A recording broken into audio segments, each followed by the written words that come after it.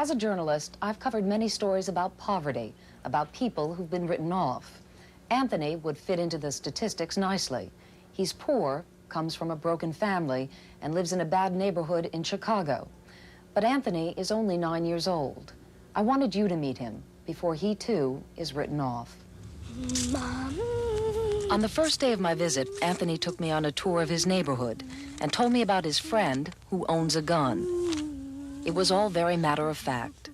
Do you need a friend with a gun, Anthony, to feel safe? Nah. No.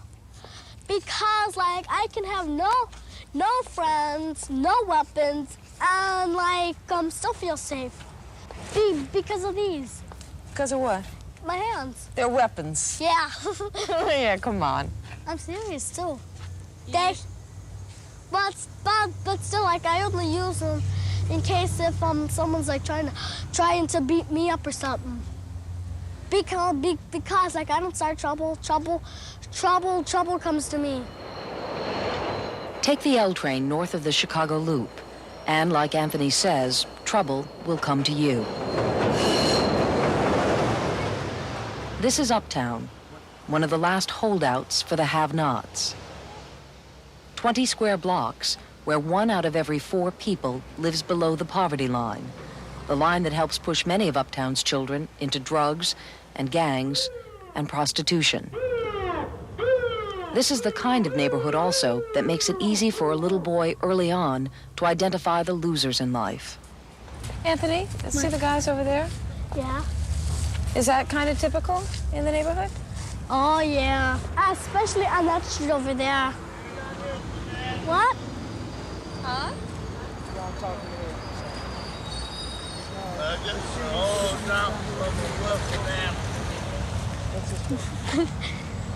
See what I mean?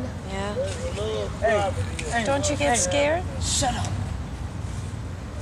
I just hate the way that these people act. Huh? I hate the way that these people act down here. You want to get away from it? Mm-hmm. Okay, let's keep walking. Uptown is often the first stop for new immigrants, but few choose to stay here very long.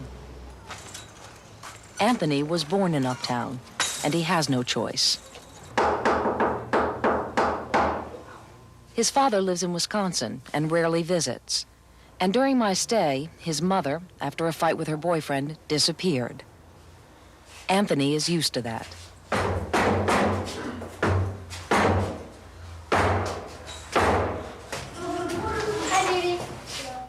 For the time being, Anthony is staying with his grandmother and his teenage relatives. Blanche! What do you want?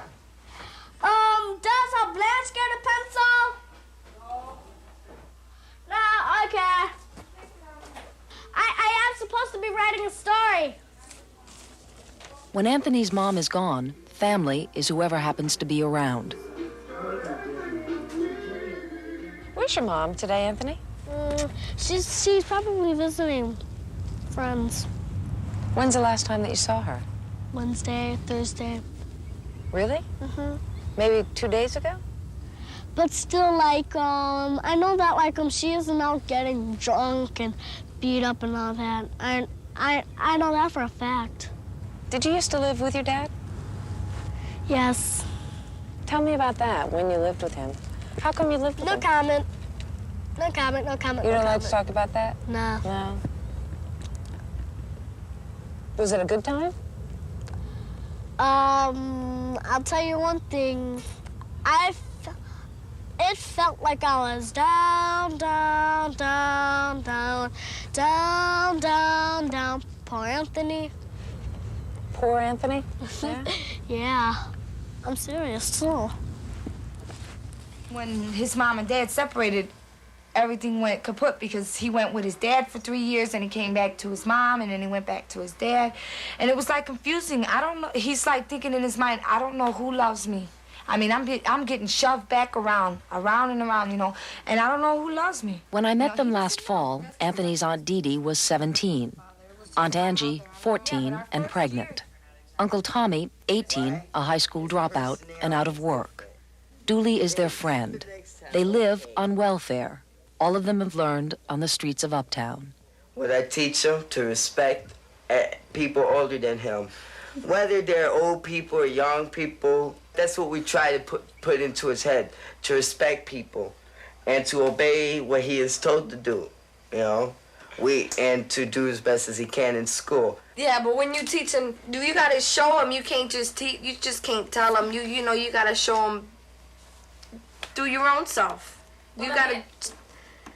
I don't know. Well, let me just ask you something. I mean, because that's a good point. I want to ask you a tough question. What do you think you show him by nobody being in school or having a job? What are you showing him? I think it's a bad influence. Tell you the truth, it's a bad influence. But it's a good influence, I say. No, because it's not, Tommy. If he doesn't want to do his homework, or if he doesn't want to go to school, I'll say, what do you want to do? Be a dumb person like me sitting at home with no job because I ain't got enough education to go out and get one. He's pretty much a good kid in Uptown because a lot of kids that are 9 years old now are already carrying weapons, already smoking dope, you know. Cigarettes. Right, beer. a lot of them are already talking about sex. 9-year-olds, I'm talking younger than him. I mean, I'm pretty proud of him. He gets up and he goes to school by himself. If someone doesn't wake him up, he'll get up and go by himself, you know? And a lot of little kids his age doesn't do that. You eat a lot of peanut butter sandwiches, I was noticing. Yeah, I'm beginning to get sick of those. Why don't you make something different? Only thing. It's the only thing? Mm-hmm. What do you mean it's the only thing? But still like I can't make something hot. Which I'd love to do that. Like, one of these days, I'm gonna, put some oil into a pan, put some fish sticks on them,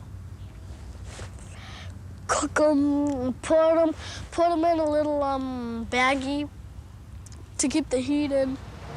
After that, cook some chicken, put it in a bag, do that kind of stuff. One of these days, just one of these days, when I get a little bit older.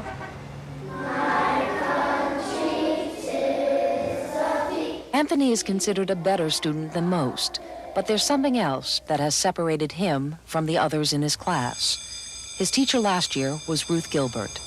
He was different from most of the other children because he was so verbal, and he just spoke way above the other children. He spoke like an adult would speak. He didn't speak like a child, and he didn't play with the other children. And they didn't know what to make. My room didn't know what to make of him. Well, now I got the whole place to myself. What do you think will happen to Anthony? I'm really not sure. If he doesn't have some support of some kind, I think he might become just a drifter. And I hate to think of that, but I'd really like to think that, you know, something very nice could happen to him. And somebody would, you know, take him under his wing and be a guide or a mentor. That's what he needs. But it's something he hasn't been able to find in school. He's now in the 3rd grade, and his teacher is B. Hammond. What was your first impression of him when you met him? Well, when his mother brought him in, she told me that he had a problem with his mouth. And she told me to separate him from the other children. I told her I'd wait and see how he was, and found out he had more than a problem with his mouth. What do you mean? Well, he bothers people all the time. Every day I get complaints on him. What's your impression of Anthony as a student? He seems to be a good student, but he doesn't always do his work. And he's kind of sloppy in his work, too. Yeah. What do you think will happen to Anthony?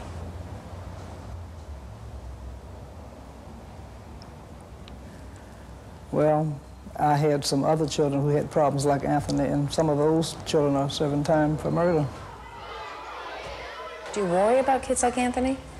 Well, I've learned not to worry too much about anything.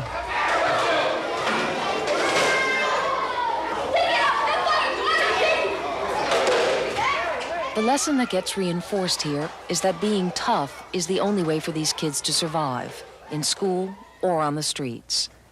I met some of those survivors hanging out at a nearby laundromat during school hours. Sean is 14 and already a dropout. He represents the kind of kid that Anthony could become. What do you do during the day? Hang around, get in with the crowd.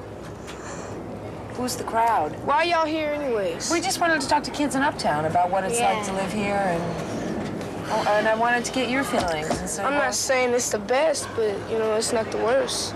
This is without doubt, the most vicious neighborhood in the entire Chicago area, right?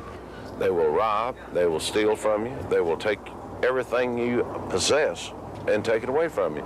They will not only take your possessions, but they will take your very soul if you let them. And they will try very hard to do it. What options does that leave? There are very, very desperate people up here. I'm saying, mind yourself, desperate people. When you look around you, what do you see? What do you think about? It's all a bunch of shit. It's stupid, look. When you look around, what do you think, you know? You ask me a question, I ask you one. Well, I don't live here, that's what I'm asking you. Well, you live in a nice house, right? See, you got it made, we don't. There you go. What do you got? I got myself. Amen to that. Just yourself? Just myself. It's the only person I really should look out for on the streets. Do you believe in wishes and all of that stuff? No. You don't? Why not? Because I don't believe in fairy tales and stuff like that. Do you? Anthony still does. He dreams of living in a high-rise someplace far away from Uptown, and has convinced himself that somehow he'll make it. Well, how do you know you won't be a punk? How do I know I won't come back here in 5 years and see you on the street corner? You seem sure about it. How do you know?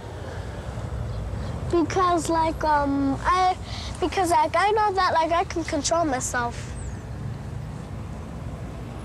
Where do you get all this strength? Strength where? Yeah, all this, to know all that stuff. That's a lot for a 9-year-old, I think, to feel that sure about things. Where does that come from, that confidence? Me. From my insides.